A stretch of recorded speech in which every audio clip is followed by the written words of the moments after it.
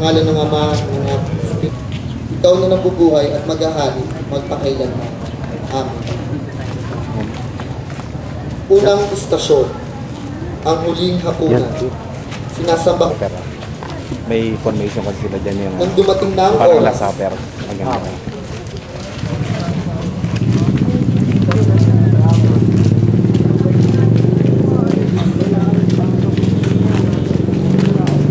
Dumulog si Jesus sa pagkainan kasama ang kanyang mga apostol.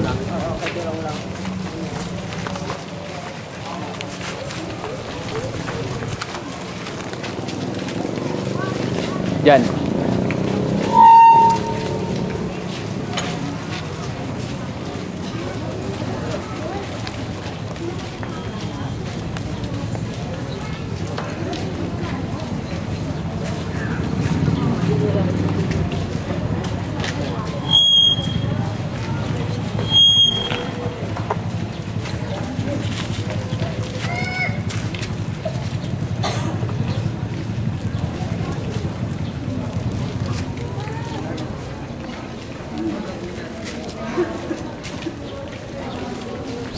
Magsiupo na tayong lahat.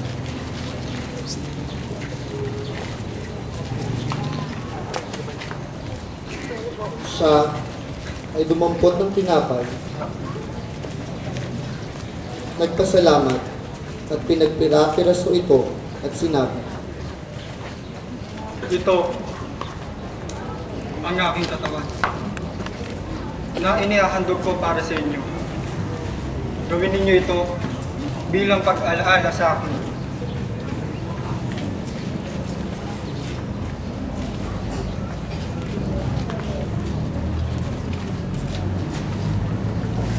gayon din naman ay hinawakan niyang kalis at sinabi,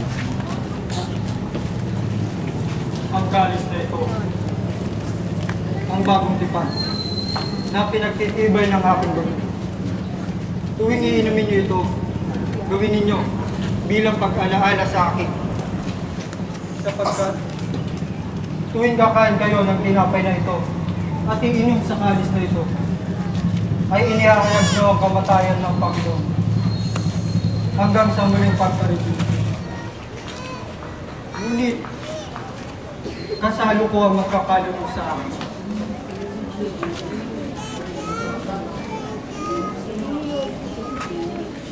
Matanaw ang anak ng tao ay sa tinakda ng Diyos. Ngunit nakapangingilabot ang sasapitin ng tao at kakalunod sa akin.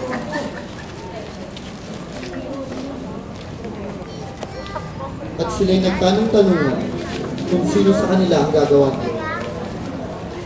Sinasamba ka namin at pinasasalamatan, Panginoong Jesucristo, sapagkat sa pamamagitan ng mahal mong krus ay iniligtas mo sa daigdigan.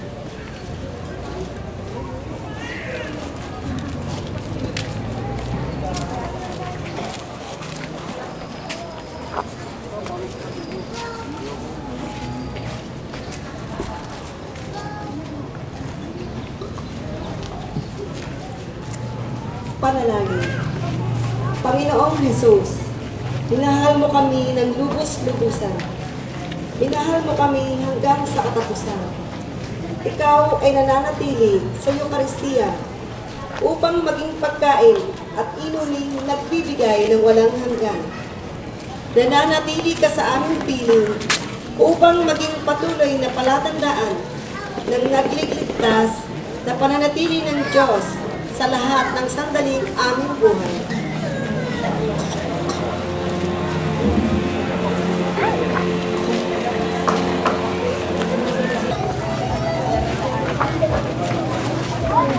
Amin o Kristo at pinupuli, sapagkat sa pamamagitan ng mahal mong krus ay sinakop mo ang mundo. Gaya ng kanyang kinaugalian,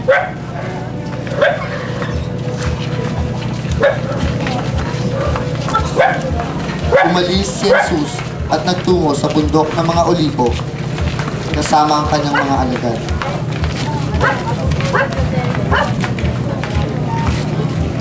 Binilinan niya ang mga ito na maghintay at makipagpuyat sa kanya.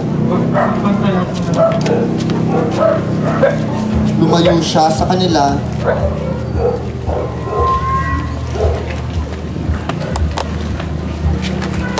saka lumuhod at nanalangin. Tigib ng hapis, siya'y nanalangin ng lalong taimtim.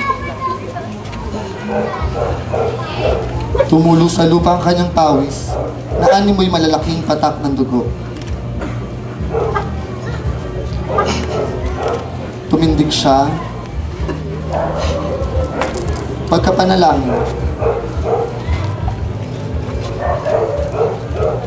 at lumapit sa kanyang mga alagad. Gising! Gumising kayo! Gising! Sigising kayo! Bakit hindi man lamang kayo makapaghintay? At makapagpuyat kahit isang saglit man lamang? Kinakailangan yung manalangin upang hindi kayo madaig ng tukso. Nagsasalita pa lamang si Jesus nang dumating si Judas, isa sa 12 apostol, at may mga kasamang mga kawal.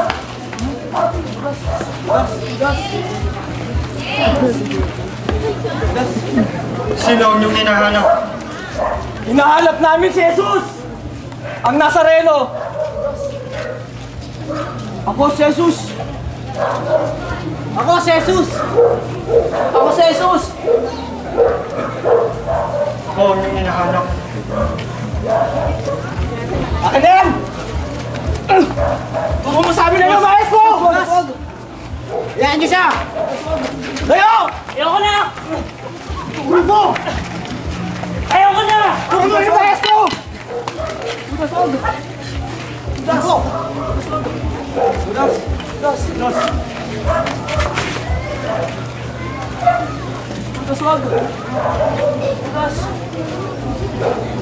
At dito, sinagawa ni Judas ang hudyat ng kanyang pagtataksil. Udas! Udas! Udas!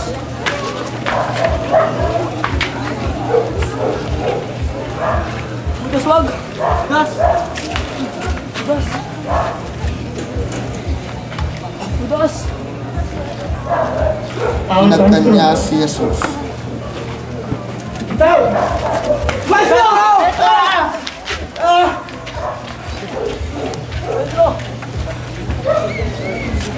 Pedro! Bitawan mo yan. Ang nabubuhay sa patalim. Sa patalim din mamamatay.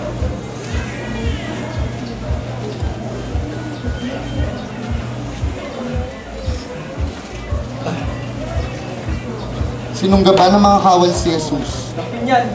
at dinakip.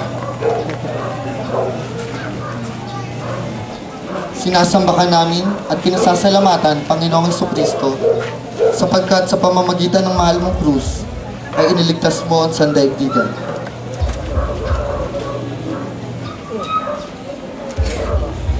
Magninilay, panalangin. Mahaba at kakilakilabot ang gabing iyon. Panginoon, isa sa iyong mga alagad ay walang nagkakaroon ng lakas na samahan ka sa iyong pagdurusa. Ang tanging lakas mo ay ang iyong matibay na hangaring tuparin ang kalooban ng Ama, maging anuman ang halaga. Patuloy kang mag-iisang nagdurusa, maging hanggang sa kasalukuyan, sa kalungkutan ng mga walang kaibigan, ng mga walang tahanan, ng mga walang